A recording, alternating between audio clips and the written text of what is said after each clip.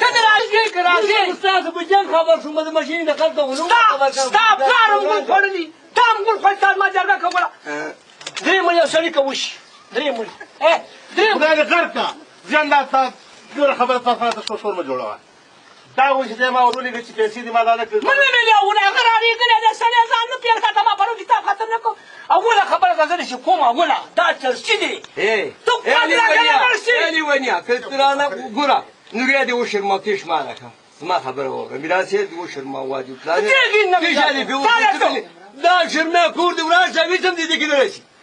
روپۍ دې شمارلې دي کمقل دی ته به دې روپو قسم کوې چې ما دې ور روپۍ نه درکړې وایه ما په ماشین قرآن کوم چې ما یې نه ماشین نه کړی او نه روپۍ را کړې نور یې ما یک شته تا مې پرون نه دي ویلي ماشین زه څه کوم کې واده نو تا یې څه چې کوم یې ښه وایي که خدای دې پې ورننه باسه او شرمېږي که نه خدای دې وشرموه والدون باندې خفه کېږم که کېنه هلک خدای مې دې داسې وشرموي چې دا درې زیاتې مې ملکي چې لاړې شي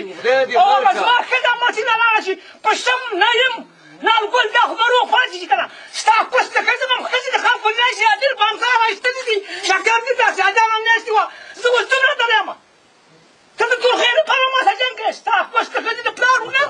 ته ما سره راځې جوړ شوي د راځي زویه د راځي زویه که لیونی چې ودې تړل مېلي لري دا لیونی دی دا خبره واوره نو مخکې لیونی د مس عسکر وایي دا لیونی دی ما ته دا پرېږدل د صورت مې زندګي ولې اوس دا سړي ښځه ده ستا کوس کې چې ولاړ زه لیونی یم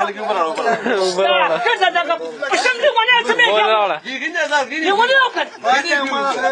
په شم لیونی او مې کوم وایي حیثیت چې کلی خو دې په خبره شي ستا پر ښځه پټ چې د خره ومنډم څلوله چاره غوښتې سړیتوب دا وویل چې وروره نه د خاص نه خبر یم او دا څو کاله شوي چې ته مله راغلی ما حجره پټوله